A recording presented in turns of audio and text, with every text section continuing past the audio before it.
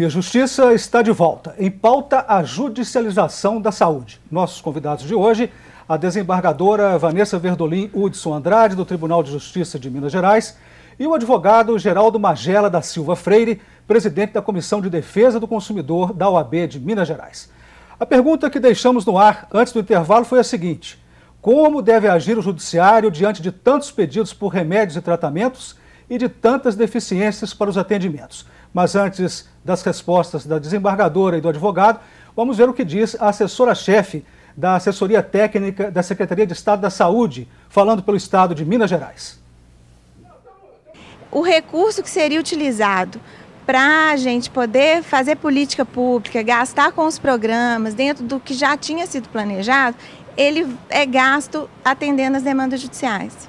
E a mesma coisa para as internações. Quando uma pessoa entra no judiciário pedindo uma internação, uma cirurgia, provavelmente ela está furando fila. Porque já existe uma programação, vários pacientes ali esperando uma cirurgia. Nos casos de cirurgias de emergência, essas com certeza são atendidas. O que significa para o Estado, quando o juiz obriga a cumprir uma ordem judicial, é que desestrutura o que já estava organizado. Existe já uma programação de gastos, como que vai ser gasto o recurso para determinados programas. Na hora que entra uma demanda judicial, o recurso que seria disponibilizado para várias outras pessoas vai ser gasto como só. Então eu acredito que seja isso, uma desorganização da estrutura. Desembargadora Vanessa Verdolim, como equilibrar as decisões do judiciário de modo a não deixar de atender aos necessitados e a não dificultar para estados e prefeituras? Comentários sobre a fala da assessora. Eu gostaria primeiro de fazer uma diferença entre o Estado de Minas Gerais e outros estados que têm política pública sobre a saúde, de outros estados, principalmente do norte, que não tem política nenhuma. Lá, a atuação do judiciário tem que ser mais forte, tem que ser mais até absoluta, porque falta esse atendimento, faltam as políticas públicas. No nosso estado, nós temos notado uma força, uma vontade cada vez mais de melhorar. É lógico que estamos longe do que é o ideal, mas esse estado utópico, né, de atendimento a todos os necessitados da forma mais eficaz possível, nós sabemos que existe uma dificuldade orçamentária, de economia até e financeira. Mas, partindo agora para a resposta mais objetiva, como fazer, é lógico que nós do judiciário, nós temos que ver, decidir de modo que o atendimento individual não vá prejudicar o coletivo, como bem foi dito. E como que nós podemos fazer isto? Vendo da melhor forma possível, se já existe um medicamento alternativo para aquele caso.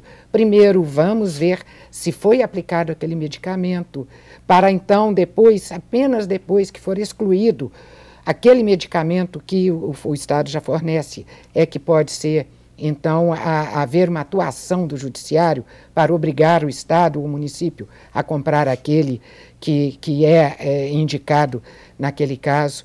Nós temos que ver também, por exemplo, na política pública, os municípios ficaram com a farmácia básica. Por quê? O potencial financeiro do município é sempre menor do que o Estado. O Estado ficou com os medicamentos excepcionais, ou seja, aquele de alto valor. Então, quando se entra contra o município exigindo medicamento excepcional, em geral, o Poder Judiciário tem negado e falado, não, vai buscar junto ao Estado, porque o Estado é que está fornecendo esse medicamento. Então, são decisões que vão ajudando, inclusive, as políticas públicas. Porque o que acontece com as evidências científicas? Quando o Judiciário começa a deferir muito um determinado tipo de medicamento, é porque aquele fornecido pelo Estado não é eficaz para a maioria dos casos, e o Estado vem a modificar a sua política pública e vem a adquirir também aquele medicamento. Então, o próprio judiciário ajuda a construir uma política pública também. Doutor Geraldo Magela, uma decisão no caso concreto não seria um privilégio para aquele caso concreto em detrimento do coletivo, pegando como base a fala da assessora da Secretaria de Saúde? Bom, primeiro, a desembargadora Vanessa é dotada de uma privilegiada inteligência, mas eu acho que a posição dela é uma posição mais conservadora. Eu acho que o Poder Judiciário está decidindo o que deve ser decidido. É possível que haja alguma decisão extravagante, mas quando a gente, advogado, pleiteia na justiça, a gente primeiro já teve orientação de orientar o cliente para poder procurar a secretaria. Ela não conseguiu o medicamento. Fez um transplante de rim, precisa de um medicamento. Ela vai aí, não conseguiu lá, a gente vai propor. Então a gente não quer transformar em privilégio. A gente não quer que o cidadão tenha um remédio que a maioria da população não tem acesso. E nós sabemos que o magistrado, ele tem capacidade para avaliar aquele caso. Nós queremos que sejam atendidas as exceções. Quer dizer, não há judicialização.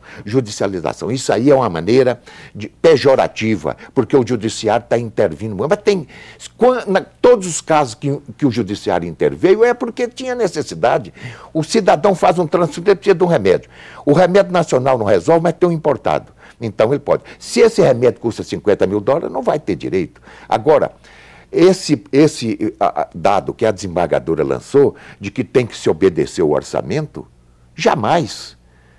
Você fez o transplante do rim, mas o orçamento não comporta, então você morre. Pode morrer, nós não temos remédio para te dar. Então, eu respeito a posição dela e acho que ela não está falando também só com essa conotação, não. Ela está querendo dizer o seguinte, tem que respeitar a legislação, as políticas, também concordo. Mas eu quero dizer o seguinte, que as exceções, quando a gente vai pelo poder, as exceções, por exemplo, limita sessão fisioterápica em 20 sessões, mas o médico falou que precisa de 50. O médico é que sabe o medicamento. Nós não podemos nos submeter à vontade de burocratas. O orçamento tem que ter uma verba extra, de maneira a atender aqueles casos de exceções. Porque, no mais, eu concordo com a desembargadora. Nós vamos fazer um rápido intervalo. No próximo bloco, a senhora responde às colocações do advogado. Vamos agora, então, para o intervalo e voltamos em seguida com o bloco final do programa.